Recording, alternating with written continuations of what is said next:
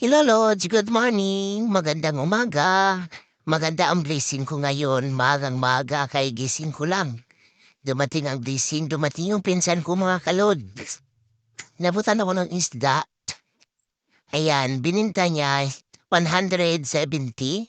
So binigay niya sa akin ng 100. Sobra 1 kilo yan. Mga press na press pa galing sa dagat pa talaga yan mga kalods. Huli ng asawa niya. Ayan, ito na. Hiniwa-hiwa ko na para linisan ko mga kalods. Ang talas pa ipin ko yung kutsilyo namin kalods. Ayan. Tatlo yan siya kalods. Binigay ko rin sa kapatid ko yung isa. Ay, hiniwa-hiwa ko na yan kasi i-divide ko yan. Yung mga ulo, sasabawin ko, tapos yung mga laman, hatiin ko sa dalawa. Yung kalahati, papaksiwin ko, yung kalahati naman, pipirituhin ko kasi yung mga apo ko. Mas gusto talaga ang bata ng pirito. Ayan kalon, sinugasan ko na. Ayan. Matalas pala talaga yung hasa niyan mga kaluns. Parang may ipin na nangagat na sa ano. Pag tinatanggal mo, na hirap ako dun sa pagtanggal kasi.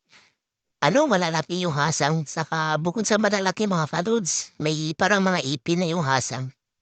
Ayan, tinan mo dumugo na yung kamay ko mga kaluns. Ayan. Dahil ba sa akin niribla mga kaluns? Ayan mga kaludi, ayan nilinisan ko na ngayon. Tapos ngayon, matapos kong linisan yan, kuha ko ng malunggay. Galing pa yan sa harapan ng aking kapatid. Pris na pris talaga mga kaludi. Masarap talaga dito sa probinsya. Kasi mas marami ang presko. Mayroon din mga ilan lang mga kaluds na may mga, siguro may mga halo. Nilagyan ng mga mikmiklas pero wala lang ng mga kaluds. Marami talaga dito presko na presko kasi yung katulad ng malunggay. Talagang pitas talaga ang galing puno. This is na bagong linya na yan. Kaya ano na ako, nanimay na ako ng malunggay mga kalods kasi ilan na rin sa sambaw. Ayan. Tapos, ang gagawin ko niyang kalods, kasi itong aming gas pala, ang gasol namin ay naubos na dahil wala dito yung ate ko. Yung aking apo makukulit. Yung dalawa lagi nagbabagayan talaga ang mga bata. Kaya mga bata, away bati, away bati. Eh, dapat talaga tayo matatanda, hindi tayo pwede kampi-kampi kasi mag-away mga bata, magbabati. Pero kakampihan matatanda, wala na, hindi nagbabati matanda. Pero mga bata, nagbabati na. Kaya, dapat hindi tayo kampihan mga palods. Ayan na, dalabusan kami ng gas. Dito ako sa mano-mano. Sa dating dawi mga kaluds. Diyos ko naalala ko yung lula ko. Nung bata pa ako, pag nagluluto ako ng ganito, parang hirap na hirap ako dahil hirap magsiga. Tapos yung mga kaibigan ko, patatawagin pa ako kaya maglalaro. Naku, galit na galit talaga ako. Kaya sabi ng lula, huwag ka magalit pag ikaw ay nagsisindi dahil andyan daw yung demonyo sa apoy. Kaya minsan siya na ang nag-aapoy. Ayan mga kaluds, hindi basta-basta mag-aapoy Hirap-hirap mag-aapoy kaya yeah, patient lang tayo kasi hindi naman tayo mayaman. Mahirap naman ako mga kaluds kaya sanay naman tayo. Dahil tayo ay may edad na medyo patient, may patient lang tayo magsisiga. Ayan mga kaludi, unahin ko yung saing. Saing muna ako mga kaluds bago ko magluto ng ulam. Ngayon mapi na mga kaluds. Ayan na. So maghugas ako ng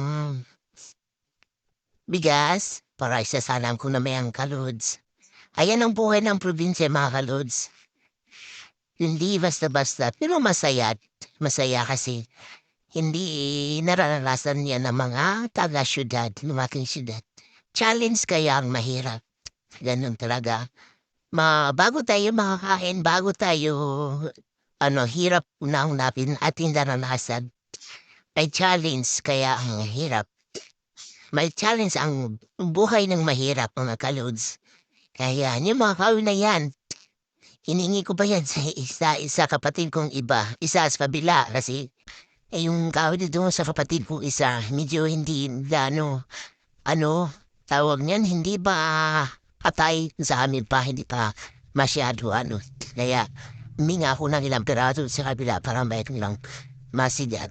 Ayan mga kalods, ilagay ko na yung yung gold, yung black gold naming kaldero. Kaya sasain na ako mga kalods. Sinasaran ko na yung kanin, maya-maya ulam na ang anuhin ko dyan, inuna ko niyang kanin. Ayan. Thank you for watching mga kalods. Salamat sa suporta, salamat sa time sa kulunod. Salamat, good vibes lang tayo. Enjoy lang natin ang buhay.